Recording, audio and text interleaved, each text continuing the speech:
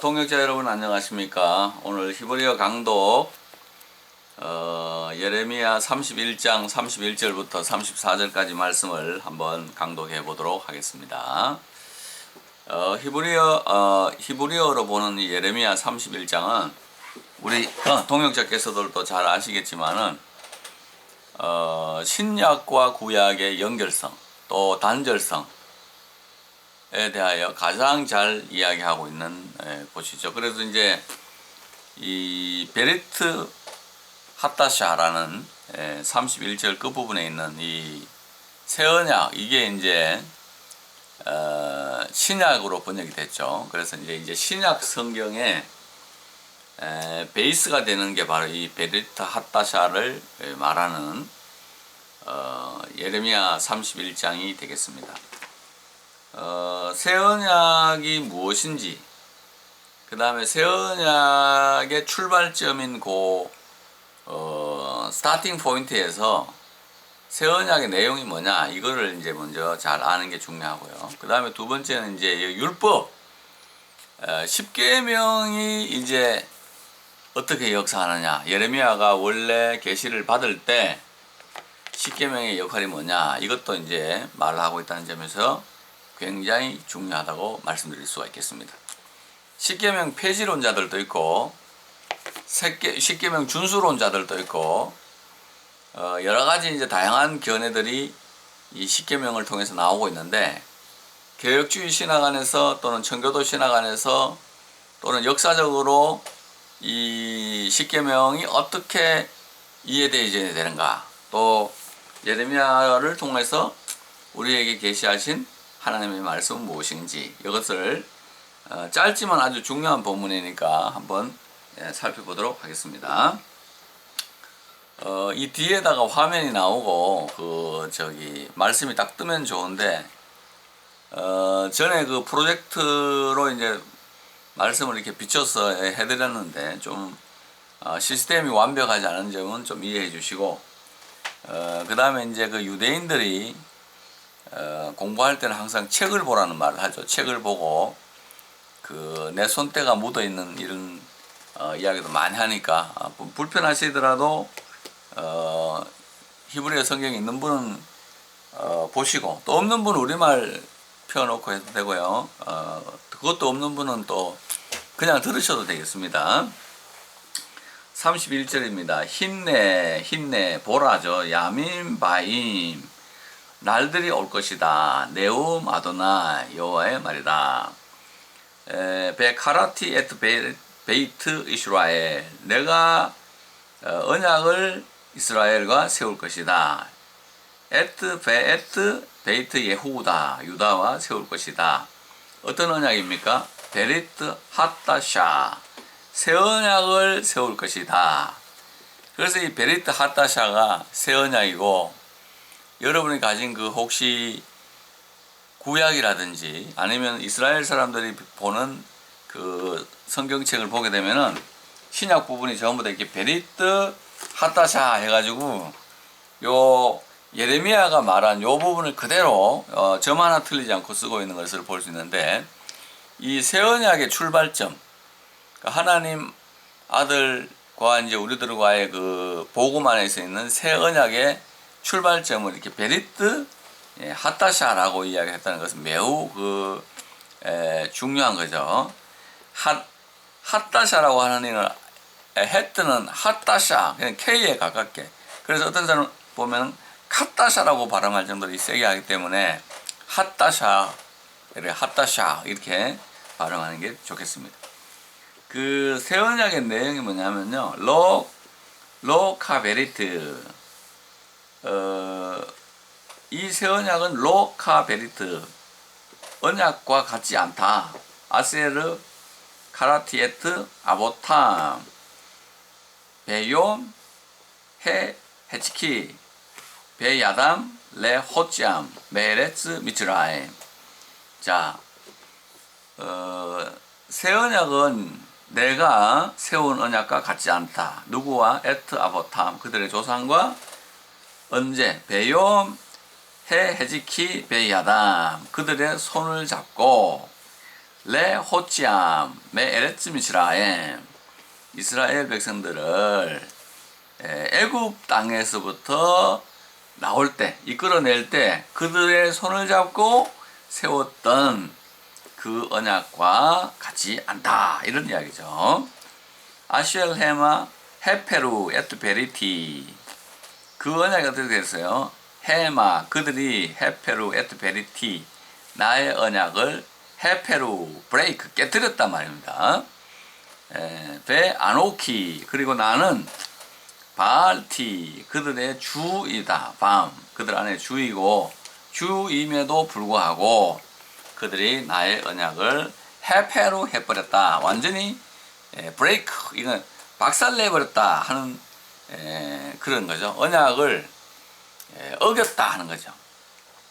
하나님께서 이스라엘 백성들을 그 애굽에서 끌고 나올 때 표현이 재미잖아요. 손을 잡고 내가 나왔다 해서 헤치키 베야담 그들의 내가 손을 꽉 잡고 강하게 만들어 가지고 내가 끌고 나오고 또 그들의 주인이 되었음에도 불구하고 그들은 나의 언약을 깨버리고 말았다 이렇게 이야기하죠. 아 참 슬픈 이야기입니다. 33절 키조타베리트 이 언약 그죠? 이 언약은 아세르 에크로트 에트 베이트 이스라엘 내가 이스라엘 백성과 세울 이 언약 아하레이 하야밈 그날 이후에 하햄 그날 이후에 그들과 세울 언약은 이것이다. 네움 아도나이 여호와의 말씀이다. 그죠? 우리가 이제 말씀을 읽다 보면 그날 이후에 그 날들 이후에 하는 거는 신약의 예수 그리스도를 말하는 거죠. 예수 그리스도의 십자가의 날을 딱 특정할 때는 그날 이후에 아하레이 하욤 이렇게 나옵니다. 그날 이후에 할 때는 딱 십자가를 특정할 때는 아하레이 하욤 이렇게 나오고 예수님의 공생애가 전부 다 이제 나온다든지 아니면 십자가 이후에 진행되는 날들은 하야밈 하햄 이렇게 아하레이 하야밈 이렇게 이야기를 합니다. 그 날들 이후에 내가 그 이스라엘 집에 세울 언약이 이것이다. 나타티 에트 토라티 그들에게 나의 율법을 줄 것이다. 베키르밤 그들의 가운데 베아르리밤 그들의 마음 안에 에크테브나는 내가 기록을 할 것이다. 나의 율법을 그들 안에 그들 가운데 기록을 할 것이다. 베하이티 라햄 그렇게 해서 나는 그들에게 레 엘로힘 하나님이 될 것이고 베헤마 이흐유 리 레암 그들은 나의 백성이 될 것이다. 그렇죠? 자, 나타티 에트 토라티 나타티 에트 토라티 나의 율법을 그들에게 줄 것이다. 그들의 마음 안에 에크타베나 이렇게 나오죠. 에크타베나 이렇게 얘기하는 거는 이제 그 구약에 있는 그 율법을 하나님께서 카타브 슈네이 에벤 아바님 그래서 처음에는 두 돌판에 기록을 하잖아요. 그걸 토라라 그러거든. 좁은 의미의 토라는 십계명이에요. 근데 이 십계명을 하나님이 토라티 나의 계명을 그 마음 안에 기록을 할 것이다 하는 거죠. 일단 해석을 하고 보죠. 34절에 로 벨로 옐라메드 오드 이쉬 에트 레후 베 이쉬 에트 아히브 하는 거죠.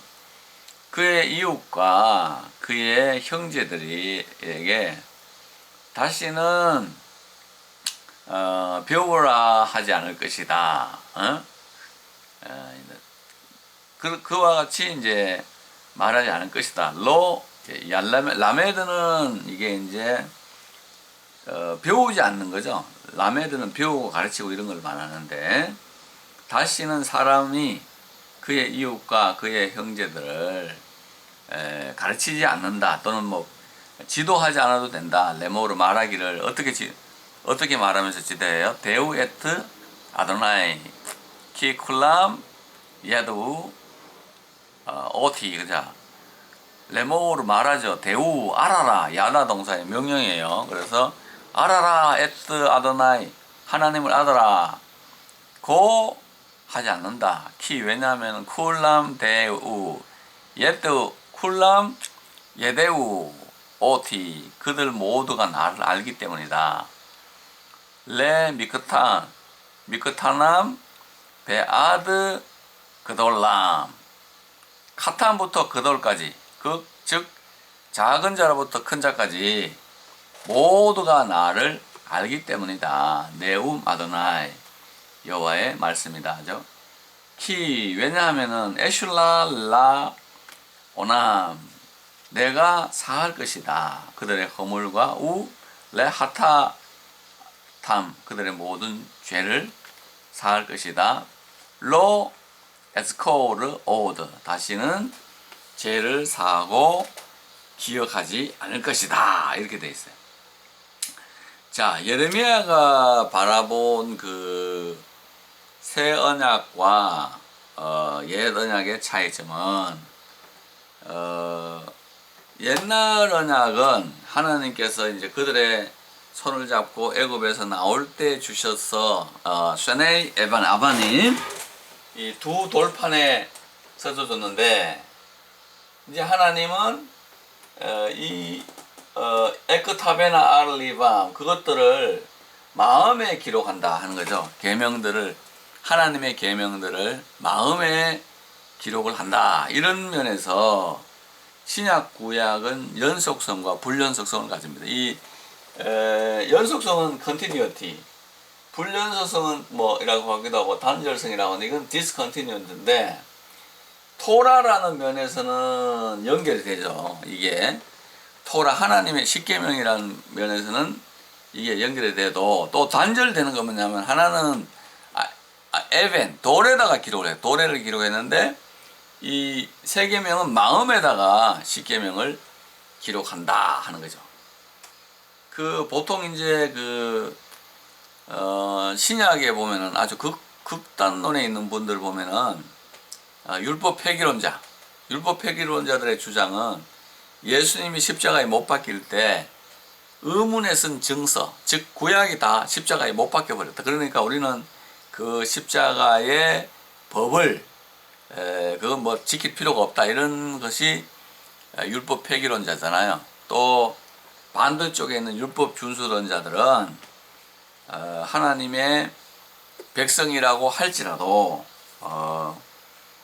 이 율법을 지킴으로 의로운 백성이 되었기 때문에 율법을 지켜서 더 의롭게 가야 된다, 뭐 이렇게 도 하기도 하고, 그 다음에 율법을 지킴으로 의와 생명과 축복에 도달한다, 이렇게도 이제 말하는 분도 계시는데, 여기 예레미야가 말하는 거 보면은 이 성경이나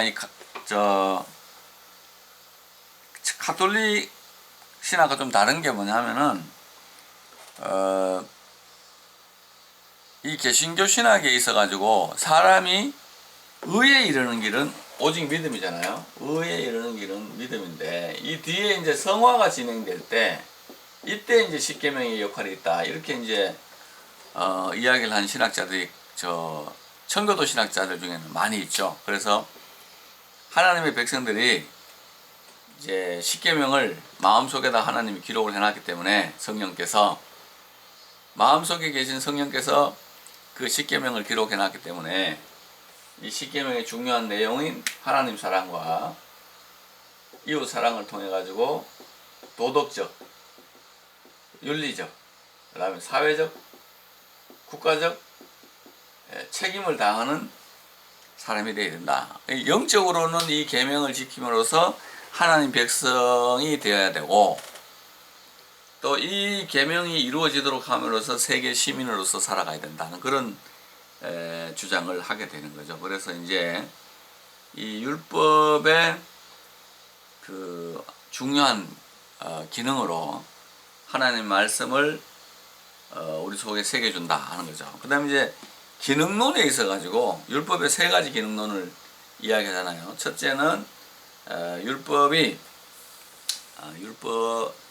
예수 믿는 사람들에 있어 또는 그 구약에 있어서 사도 바울에 있어서 율법의 첫 번째 기능이 율법의 이 기능이 뭐냐 하면은 율법은 우리들에게 생명의 계명이었다 원래는. 그러나 이 계명은 결국은 지키지 못함으로 말미암아서 살리는 계명이 죽이는 계명이 되어버렸다. 그래서 십계명의 기능들을 이야기하고, 두 번째는 몽학성생 기능이죠. 우리들을 율법을 도저히 지킬 수 없다는 것을 깨닫게 해서 예수께로 인도하는 그런 기능이 있다. 그 첫 번째 기능은 율법의 의와 구원 기능. 우리가 이제 그걸 가지고 지킴으로써 의에 이르는 그런 기능.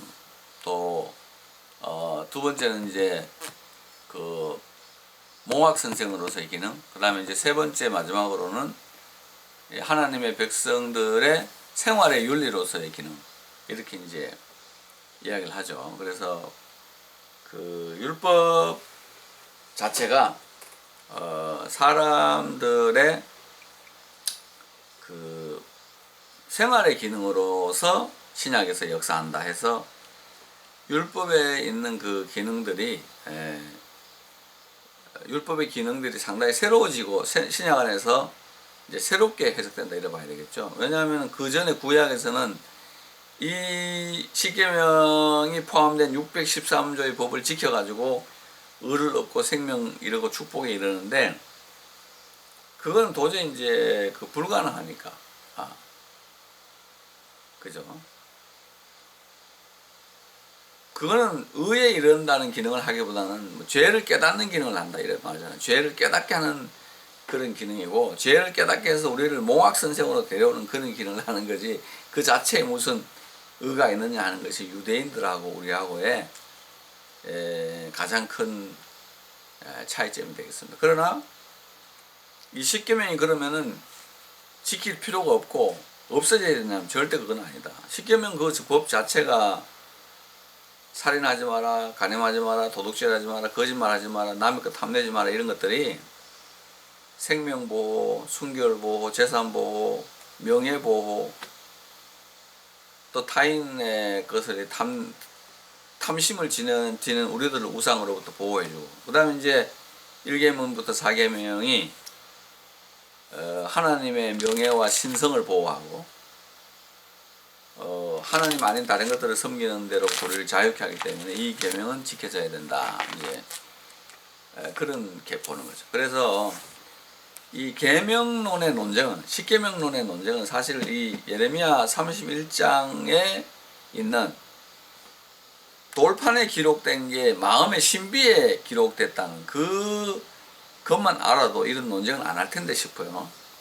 그래서 예수님은 옛날에는 돌판에 기록됐기 때문에 육신으로 살인만 안 하면 되지만 지금은 마음에 기록됐기 때문에 형제를 미워하면 살인하는 거다. 마음에 더 가까이 있기 때문에 살인의 동기, 간음의 동기로 여자를 보고 음욕을 품는 자는 간음했다 이렇게 이야기하잖아요. 그러니까 마음에 기록됐기 때문에 훨씬 더 가까이 있는 거죠. 사람 속에 그 법이 있기 때문에 성령께서 우리가 이제 미워할 때 미워하지 말아라. 그 다음에 또 뭐 여자를 보고 음욕을 풀 때 야 호색하면 안 된다 이렇게 말씀을 주셔가지고 그 동기 자체도 뿌리를 빼내는 거기 때문에 훨씬 더 어떻게 보면은 하나님 백성들이 그걸 잘 지킬 수 있는. 그래서 성령님께서 야 그렇게 하지 말아라 그래서 미워하지 않다 보면 결국은 또 여자를 보고 음욕을 품지 않다 보면 간음이나 살인이나 이렇게 할 일이 없으니까 바울이 로마서 8장에서 영을 따라가면은 율법의 요구가 다 이루어진다. 영을 따라서 성령을 따라서 살면은 율법에서 뭐 하지 마라 이런 거 다 저절로 다 이루어진다. 십계명들이 다 이루어진다. 그런 면에서 이게 굉장히 뛰어납니다. 그 다음에 이제 성령께서 하나님의 백성들을 여기 보면 이제 오셔서 가르치잖아요. 하나님 알아라 뭐 이렇게 하면서 라메드 한다. 열라메드 하고 이럴 필요가 없다. 왜? 성령께서 이 계명을 통해 가지고 우리들을 가르치시기 때문에. 요즘 말로 하면 뭐 사람들이 말하는 직접 계시에 의해 가지고 한다. 예언을 받아가지고 그건 사실 거짓말 하는 거잖아요. 막 이렇게 물론 이제 영적인 은사로 오는 그런 예언을 제가 무시하고 그런 건 절대로 아닙니다. 그러나 이게 이제 성령께서 그런 걸 통해서 동기가 시원찮은 것들을 말하지 못하도록 막아주신다. 그 다음에 이제 죄와 허물을 사하고 다시는 기억하지 않는다는 엄청난 말씀이죠. 하나님이 죄를 기억하면 진노가 일어나고 그 다음에 이스라엘이 이제 멸망으로 막 들어가는데 기억 자체를 내가 안 해버리겠다. 이 십자가의 피의 공로가 얼마나 큰가. 죄를 사해버리고 다시는 기억하지 않는다. 완전히 없어졌다는 말이거든요. 그러니까 구약의 소, 염소, 황소의 피 이런 거는 죄를 없앴죠. 없앴는데 그 죄들은 여러분도 알다시피 1계명부터 7계명까지 죄는 못 없앱니다. 예를 들어서 뭐 여호와의 이름을 망령되이 일컬은 사람이 내가 하나님께 제사 드려서 내 제사 받으러 왔다. 안 되죠. 살인하고 간음한 사람이나 죄 용서해 주시하고 소, 양, 염소 끌고 와도 안 되고 제사 안 받고 사람을 죽이잖아요. 사형에 처하게 돼 있다고. 근데 이 신약에서는 간음한 여자든지 강도, 살인, 십자가의 강도라든지 죄의 용서의 범위가 훨씬 커진 거죠. 범위가 커져가지고 사도 바울이 길이와 깊이와 넓이와 높이가 감당할 수 없다. 이 죄사함의 깊이, 죄사함의 넓이, 죄사함의 높이, 죄사함의 길이 그거는 측량할 수 없다. 이렇게 이야기해 버리잖아요. 바로 그게 이 새 언약의 특징입니다. 우리가 스스로 뭐 내 죄를 하나님이 사하셨을까? 그건 내 생각이고 하나님은 틀림없이 여기다가 에슐라, 에슬라, 라오남, 레하트, 하타탐 다 없애버리는 복수죠. 죄가 하나의 죄가 아닙니다. 로 에스코르 다시 내가 기억하지 않겠다. 와, 엄청난 말씀이에요. 자, 그래서 이제 이 예레미야 31장이 우리에게 얼마나 큰 은혜를 주고 있는가에 대해서 이제 오늘 함께 살펴봤습니다. 우리가 어떤 뭐 신학을 하든지 뭐 내 신학을 전개하든지 간에 항상 이 오리지널 미닝이 뭐냐, 링귀스틱 데이터는 뭐냐, 이거 가지고 항상 성경을 들여다봐야 된대. 성경을 들여다보면서 이게 과연 원어적으로 또 이게 뭐냐, 그죠? 그래서 이런 것들을 잘 보는 것이 가장 중요하다. 그래서 이제 뭐 여기 나오는 베리트 핫다샤 같은 건 예수님이 내 피로 붓는 새 언약이다 이러면서 그 최후의 만찬장에서 이 새 언약을 딱 이야기하시고 그 다음에 하나님의 법을 선포하죠. 새 계명을 준다. 너희들끼리 서로 사랑해라. 너희들 안에, 너희들 가운데 여기 보면은 베키르밤 그러죠. 너희들 안에, 너희들 속에 서로 사랑하라. 이 계명을 주시는 거예요. 그래서 이제 그런 것들이 어떻게 잘 이루어질 수 있는가 하는 것입니다. 이런 또 공부를 많이 해서 또 깊은 진리에 도달할 수 있기를 바랍니다. 설교하기도 참 좋은 내용이네요. 자, 수고하십시오. 감사합니다.